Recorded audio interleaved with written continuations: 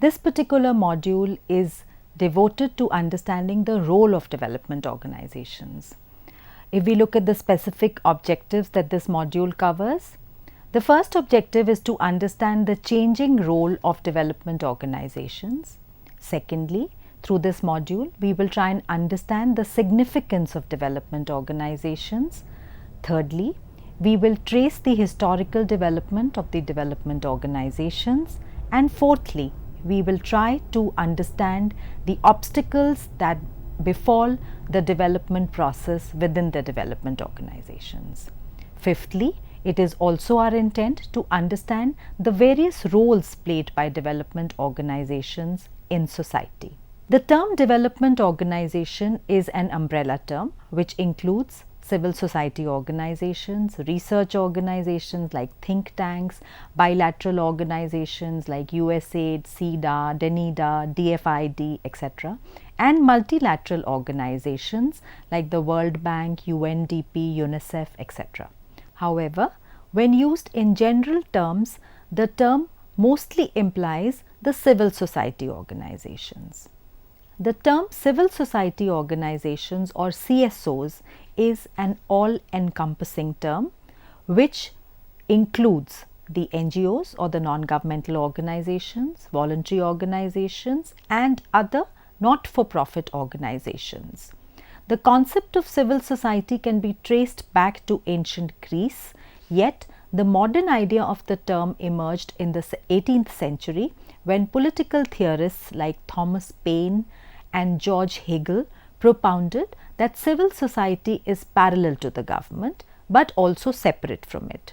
The term became popular in the 1990s when the fillip to democracy opened up avenues for civil society wherein these organizations started addressing the structural gaps and inequities as also other noteworthy lacuna within the developing countries.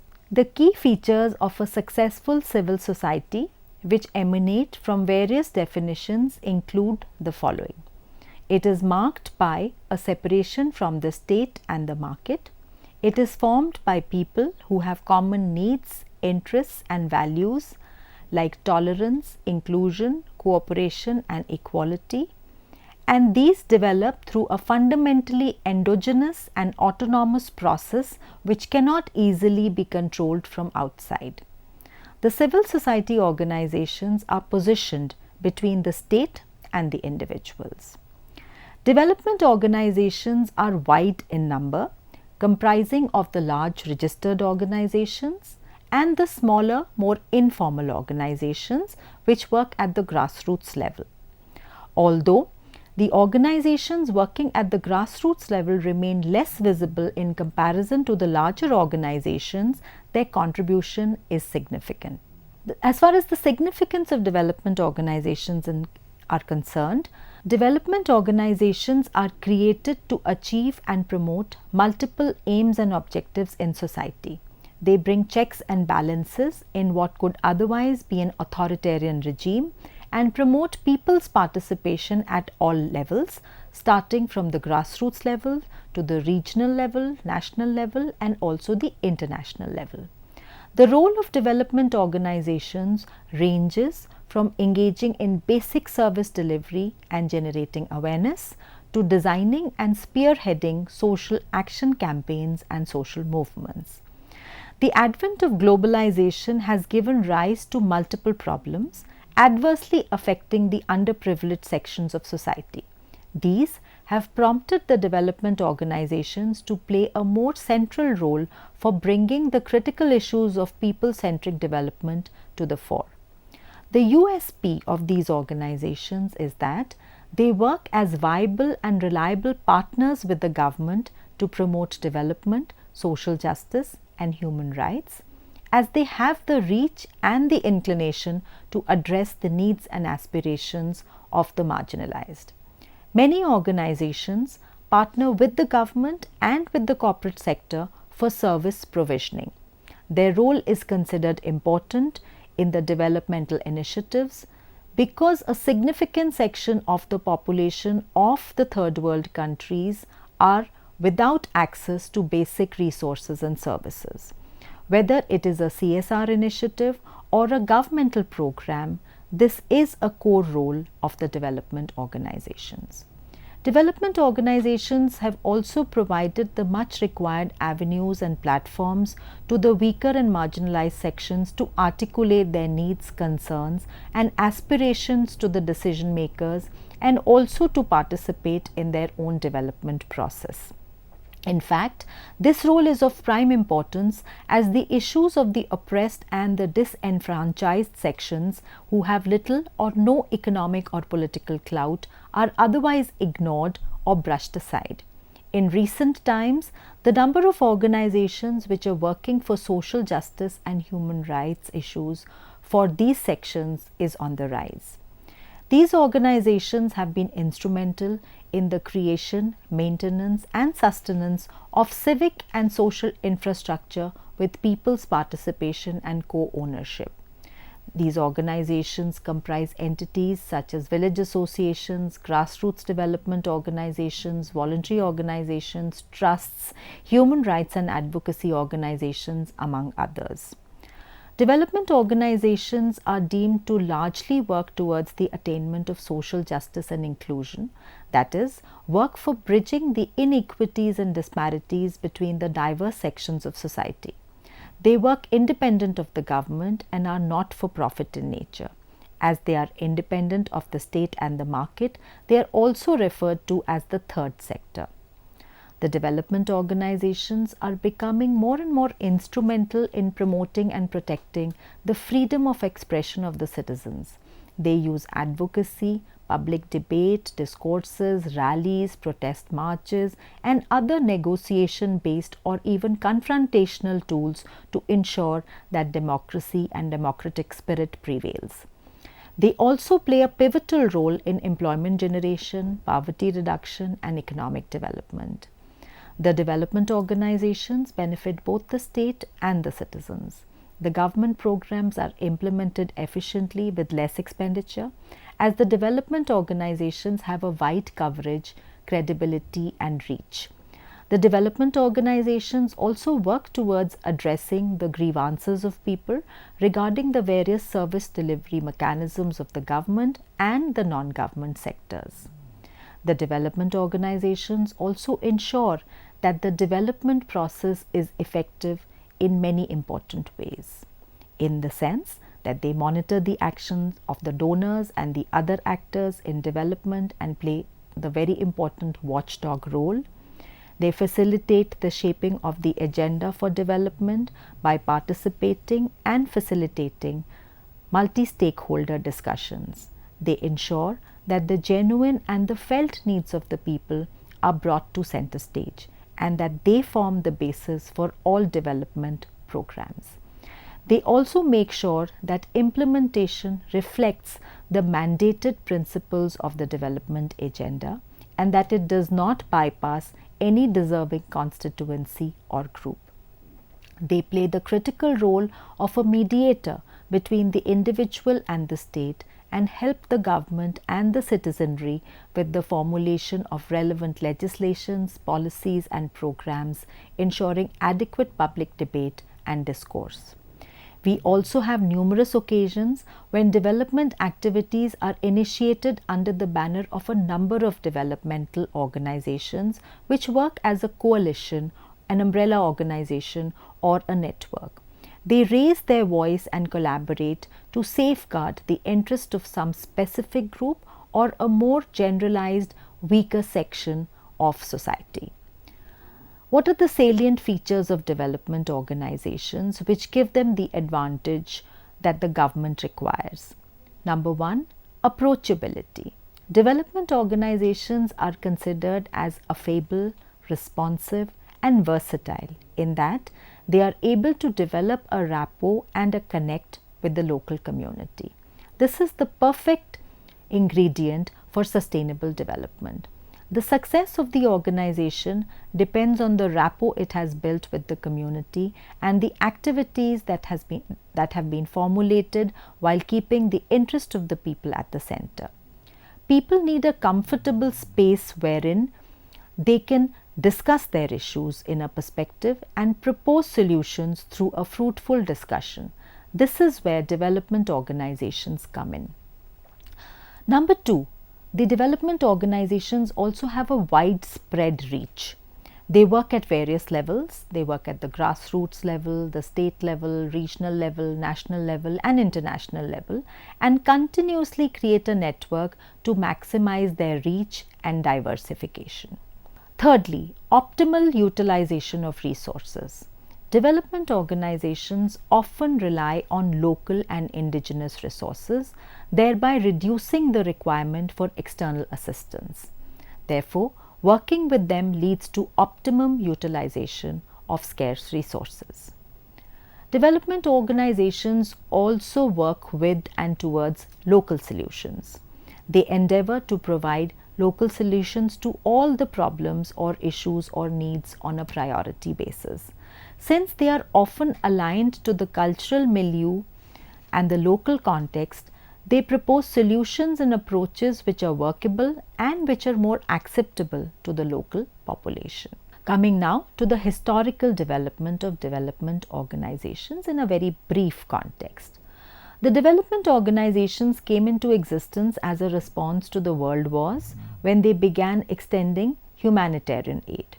According to Young and Honda, during the 19th century, the first organization which was established was the Anti-Slavery Society. Following this, the Red Cross and Caritas came into being. Save the Children was founded after World War I and CARE after World War II.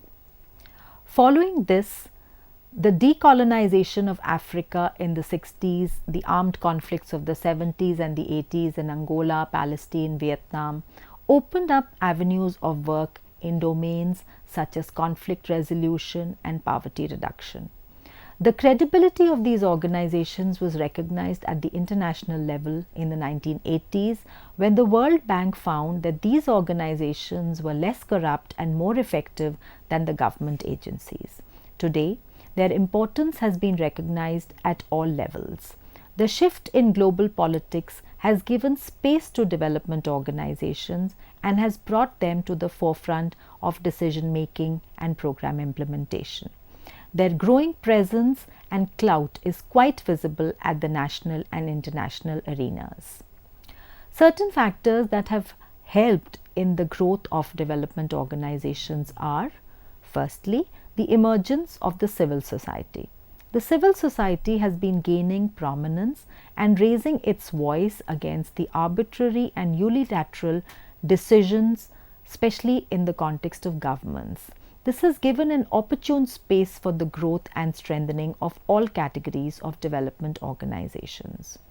Second, the demand for reliable information. Often people find development organizations to be more trustworthy and transparent and expect prompt and reliable information from them. They are perceived as more objective in gathering and analyzing data and in making it more useful for informed decision making. The growth of state, non-state and interstate actors. With the end of imperialism and colonization, democracy has been flourishing across the globe. Apart from the nation state, many other actors have evolved. The international level organizations like the IMF, WTO and World Bank have been created. In such a context, the development organizations have also started widening their functional niche and relevance. Fourth is the growth of information and technology. We are living in a digital era wherein there is a free and fast flow of information among the people. Governments across the globe are also forced to share information. The information is also easily accessible through the wide presence of the www or the World Wide Web.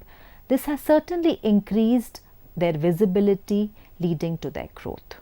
Global and local funding is also instrumental. Today, the international aid organizations as well as national and local funding organizations are actively supporting the development initiatives in the developing countries.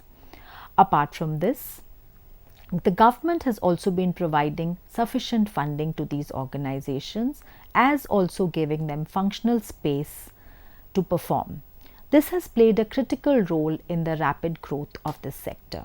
The poor performance of the public sector has also added to the credibility and role of the development organizations. The public sector has not been able to perform as per the expectations of the people. Growing corruption and involvement of government officials and politicians in scams has led to the erosion of trust in the government machinery. This has compelled the society to explore alternatives, and development organizations fit into this alternative option to a very large extent. Let us also focus on the multiple roles that are performed by development organizations.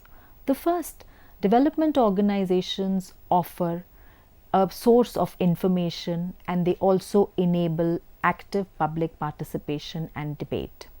Any developmental initiative can be successful only if people participate in it, and their participation largely depends on the information they have at hand. In this task, the development organizations play a very vital role as they have a good presence within the community. People trust them, they rely on them, and also on the information that is supplied by them. Apart from creating informed citizenry, information sharing also builds public opinion and leads to public debate and discussion on policies and initiatives. Secondly, in ensuring a conducive environment for development, the development organizations participate in infrastructure development and in the provision of services like water supply, sanitation, alternative sources of energy, housing, and others. Apart from this, these organizations also help in curbing corruption and ensuring that resources reach those for whom they are intended. These organizations also ensure that there is a continuous flow of pertinent information to create awareness in the community. Another very important role in today's context is skill development and livelihood generation programs. Development organizations have been playing a very important role in promoting programs of skill development. Such programs have penetrated into the remotest areas and are training the youth in various skills so that their employability is enhanced. Apart from this, these organizations are also providing the technical support, expert advice, resources, and information to help them to create their own enterprises, cooperatives, and partnerships in various trades. They help in organizing people in self-help groups so that their microcredit needs are met through their own resources. The development organizations also are important because they address a diversity of issues and concerns. There are various groups in society which require the help of development organizations. These diverse groups are often the vulnerable groups such as children, women, tribals, SCs and OBCs and STs, minorities, transgender people, etc. Their needs and requirements are different, and they face problems at various levels which range from earning livelihood to discrimination, stigmatization, labeling at shared public spaces. It is the development organizations who address their needs promptly and also raise their issues and challenges at different forums. Capacity development is an integral role that is performed by development organizations. They participate by placing greater focus on creating human capital. Through education, health, nutrition, skill development, and other programs, these organizations help in building the capacity of individuals and groups to perform better. Today, the government is implementing many programs in collaboration with development organizations to ensure an optimum use of available resources and infrastructures. Relief and rehabilitation is again a very, very core and integral area and role that the development organizations perform. Apart from taking preventive steps to avert disasters and conflicts, development organizations also extend prompt relief and rehabilitation services in the immediate aftermath of a disaster. They are quick to respond to the emergency needs and undertake requisite efforts to garner national and international aid. as also create cooperation among the community members to withstand the disaster or conflict. Promotion of harmony and peace is also undertaken by the developmental sector. These organizations play a crucial role in promoting harmony and peace in society. They make efforts to ensure justice and prevent human rights violations. These organizations advocate for people whose rights are infringed upon by the state or by other powerful entities.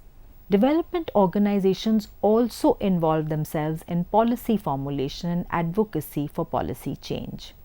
The democratic structure of our country has given fundamental rights to citizens to raise their voices and fight against injustices.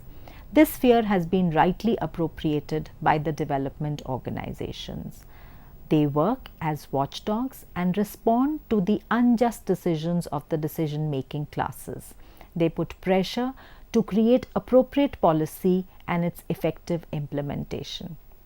In one of the incidents, the two development organizations, namely Association for Development and the Haq Center for Child Rights, protested against non-qualified and inexperienced persons appointed to the National Commission for Protection of Child Rights.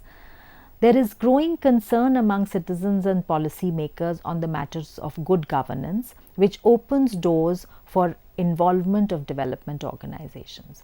More and more involvement of these organizations is sought as they have been instrumental in due implementation of policies and programs. They strengthen the capacity of human resources and local infrastructure to deliver services to the intended beneficiaries optimally. They also give valuable inputs for bringing sustainability to poverty alleviation and social justice programs and bring favorable changes in the lives of the poor and the marginalized. The development organizations are also important sources of innovation and information. Their increasing presence at various levels has made them a repository of innovation. Their vast experience also makes them a meaningful source of knowledge which can be utilized effectively. They are quite versatile in the use of the latest information and communication technology to quickly spread information and create public opinion. Development organizations also play a very critical role in promoting democracy. Democracy promotes people's participation, ensures that the government is people-centric, and that the three pillars of democracy are working properly. In this context, development organizations play a critical role. They ensure that every citizen is aware about the policy, planning and schemes that are implemented in their locale. Jaiswal identified the indicators of democracy as public education and mass awareness, empowerment of the disenfranchised communities, provision of space for pluralism, promotion of transparency and accountability in all government structures, facilitation of dialogue for governance, facilitation of dialogue among the masses, advocacy for better policy options, assistance in conflict resolution, promotion of socialization, and flexible and innovative structure of civil society. It is quite evident that development organizations play a pivotal role in each of these, and thereby they promote democracy. Let us now come to the challenges that are faced by development organizations in the contemporary context. Although the development organizations have immense potential, yet their potential has not been fully tapped due to common impediments such as, number one, and most important, political interference. Development organizations are supposed to be empowered enough to take an independent stand on any issue. The autonomy of such organizations in society is there. It is also very essential in order that justice prevails in society. But unfortunately, this has not been happening. In many cases, one can find that the organizations are working under the constant pressure from the political class or classes. This is more so where funding is from the government. In such instances, organizations often lose their autonomy in the bargain. Scarcity of resources is another very big challenge that confronts the development organizations. Limited resources provide a major constraint in the progress and reach of these organizations. It limits their ability to extend their services and forces them to venture into narrow spheres where funding is available. This thereby ignores the real needs of people at times. Under such pressing conditions, their ability to perform get adversely impacted. Their ability to deliver services to the intended beneficiaries is also compromised. With the advent of the CSR or the corporate social responsibility, private companies are undertaking initiatives in the form of directing funds to organizations and also implementing programs directly. Cases where an organization receives funds from CSR entities, they may again have to compromise on their autonomy and sometimes with their ethics and principles too. So in conclusion, we can say that the development organizations play a vital role in any society. With the advent of globalization, the situation has become perplexing where only a limited section of society has been benefited. Uneven growth has had an adverse effect on people, especially the poorer sections of society. This section has historically also remained out of the purview of development and development agencies and has got entangled in the complexities of the globalized world as a consequence of such challenges. The development organizations respond to these challenges and problems effectively and provide the much needed succor to the state. Their ability to bring people together is quintessential and helps them to bargain with the state on more important policy matters. Their involvement ensures participation and people-centric policies, and that these people-centric policies be adopted for the development of the masses. They are innovative in their working and experiment with new things so that society is benefited to a large extent. Their close grassroots linkages make them inevitable partners of change, as this ensures effective and economic program implementation. They are instrumental in creating a precarious balance in relationships among the citizens, the markets, and the government.